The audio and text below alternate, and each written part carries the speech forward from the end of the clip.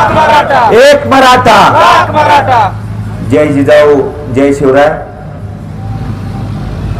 महाराष्ट्राची कुलस्वामिनी आई तुळजाभवानी, राजमाता राष्ट्रमाता जिजाऊ मासाहेब, छत्रपती शिवाजी महाराज यांना वंदन करून गेल्या अनेक वर्षापासूनचा मराठा समाजाचा आरक्षणाचा प्रश्न हातात घेऊन सकल मराठा समाज या महाराष्ट्रामध्ये लढतो. साधारणतः 4-5 वर्षापूर्वी म्हणजे कोरोनाच्या अगोदर या महाराष्ट्रातील मराठा समाजानं अत्यंत शांतताप्रिय मार्गानं 58 पेक्षा जास्तीचे लाखोंचे मोर्चे काढले, यशस्वी केले, कोणालाही त्रास दिला नाही.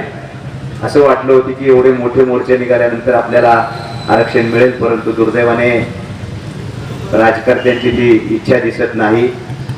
त्यानंतर कोरोना आला आणि सगळ्यांना वाटलं की आता मराठा आरक्षणाचा प्रश्न मागे पडलाय. परंतु जालना जिल्ह्यातील अंतरवाली सराटी या ठिकाणचा एक मराठा संघर्ष होता. आपला भाऊ मनोजी जरांगे पाटील यांनी 1.5 महिन्यापूर्वी त्या ठिकाणी आमरण उपोषणाला सुरुवात केली आणि आपल्या सगळ्यांना माहिती आहे, उपोषणाला बसल्यानंतर साधारणतः 4थ्या दिवशी शासनाच्या वतीनं पोलिसांना निर्देश देण्यात आले आणि तिथे चुकीच्या पद्धतीने ते आंदोलन हाताळण्यात आलं आणि खऱ्या अर्थानं ते आंदोलन पोलीस लाठीचार्ज झाल्यानंतर सगळ्या महाराष्ट्रातील मराठा समाजाला त्या आंदोलनाची तीव्रता समजली आणि तिथून पुढे खऱ्या अर्थानं या आंदोलनाने एक वेगळी दिशा घेतली. महाराष्ट्रातला सकल मराठा समाज मनोज जरांगे पाटलांच्या मागे ताकदीनं उभा राहिला. त्या काळात महाराष्ट्रात सगळीकडे आंदोलनं झाली, रास्तारोको झाले, मोर्चे झाले आणि या सकल मराठा समाजाच्या आंदोलनाला खूप मोठ्या प्रमाणावरती प्रतिसाद मिळाला. सरकारने देखील थोडंसं लक्ष घालून आंदोलन मागे घ्यावं, मराठ्यांच्या मागण्या मान्य करू अशा प्रकारे त्यावेळेला अभिवचन दिलं. सरकारने 3 दिवसाची वेळ मागितली. मनोज जरांगे पाटील यांनी 40 दिवसाची वेळ दिली. 24 ऑक्टोबरला ही 40 दिवसाची मुदत संपली आणि त्याच दिवशी आदरणीय मनोजदादा जरांगे पाटील यांनी अंतरवाली सराटी या ठिकाणी पत्रकार परिषद घेऊन आपली आंदोलनाची दिशा सांगितली. 25 तारखेला ते आमरण उपोषणाला बसले आणि त्यांना आमरण उपोषणाला पाठिंबा देण्यासाठी महाराष्ट्रातील प्रत्येक विभागामध्ये, तालुक्यातील प्रत्येक गावामध्ये, अनेक गावांमध्ये या आमरण उपोषणाला पाठिंबा देण्यासाठी प्रत्येक ठिकाणी बेमुदत साखळी उपोषणाला सुरुवात करण्याचे आदेश आले. त्या पद्धतीनं जुन्नर तालुक्यामध्ये देखील 26 तारखेला सकल मराठा समाजाच्या वतीनं बेमुदत साखळी उपोषणाची सुरुवात करण्यात आली. जुन्नर या ठिकाणी उपोषण सुरू झालं. तेजेवाडी, बनकर फाटा, ओतूर, राजुरी, बेल्ले, त्याचप्रमाणे मंगरूळ पारगाव, हिवरेतर्फे नारायणगाव अशा अनेक गावांमध्ये, सुराळे अनेक गावांमध्ये बेमुदत साखळी उपोषण सुरू झालं. आज 9 दिवस झाले. सरकारच्या वतीनं आज अधिकाऱ्यांचे शिष्टमंडळ या न्यायमूर्तींनी आयोगामध्ये काम केलेलं होतं, ते न्यायमूर्ती असतील, माजी न्यायमूर्ती, त्याचप्रमाणे सरकारचं मंत्रिमंडळाचं एक शिष्टमंडळ, अशा प्रकारची 2 शिष्टमंडळे गेली. तब्बल माझ्या माहितीप्रमाणे आपण सगळेजण ऑनलाईन बघत होतो. 4 तास दीर्घ चर्चा झाली. आदरणीय मनोजदादा जरांगे पाटील यांनी स्पष्ट सांगितलं की आम्हाला कोणत्याही परिस्थितीत सरसकट मराठ्यांना आरक्षण पाहिजे आणि ते मिळवल्याशिवाय आम्ही राहणार नाही, अशा प्रकारचं त्यांनी सांगितलं.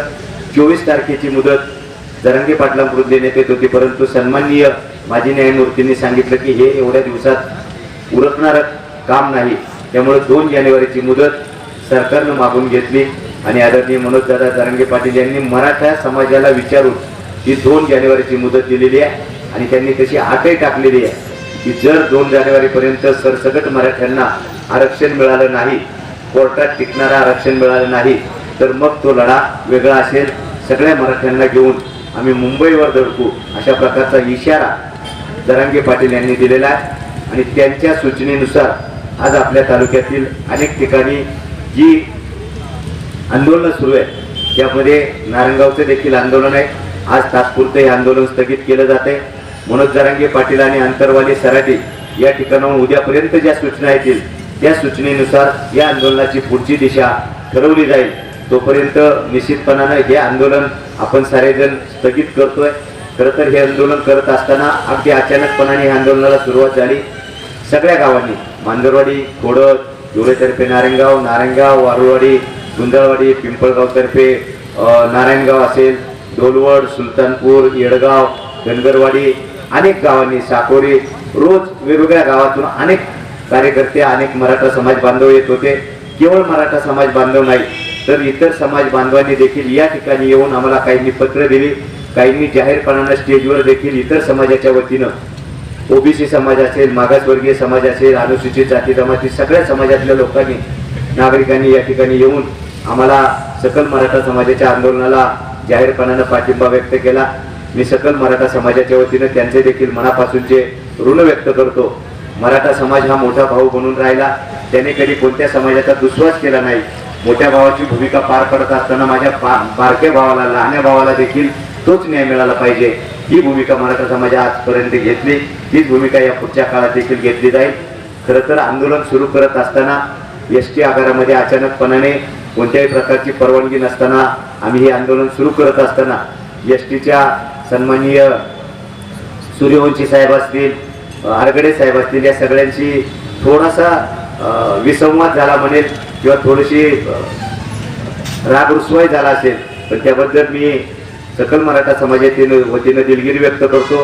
त्यांनी देखील मागच्या 8 दिवसामध्ये खूप चांगल्या पद्धतीनं सहकार्य केलं. खरं तर एसट्या येत जात असताना आमच्याकडून काही गैरसुविधा झाली असेल, त्याबद्दल देखील दिलगिरी व्यक्त करतो. खरं तर कायदा सुव्यवस्था राखण्याचा सगळ्यात महत्त्वाचा भाग असतो. पोलीस यंत्रणेकडून तो भाग केला जातो.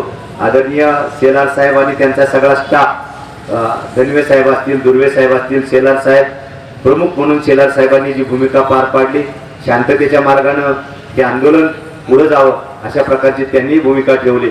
त्यांचं देखील खूप चांगलं सहकार्य राहिलं. सगळ्या पोलीस यंत्रणेला देखील मी मनापासूनचे धन्यवाद देतो.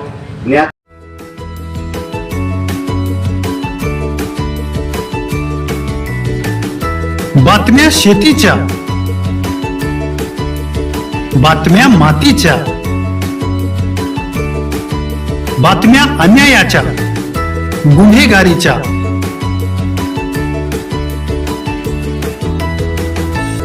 राजकारणाच्या आणि समाजकारणाच्या, शोषणाविरुद्ध बुलंद आवाज, जनसामान्यांच्या हुंकाराची गाज, सत्कार्याला प्रोत्साहन, दुष्कृत्याला अनुशासन, निर्भीड, निस्पृह, सडेतोड, बेधडक आणि रोखटोक म्हणजेच विघ्नहर टाइम्स. शोध बातमीचा, ध्यास सत्याचा. आपलं चॅनल, आपली बातमी. सबस्क्राईब तर कराच, पण बेल आयकॉनवर क्लिक करायलाही विसरू नका.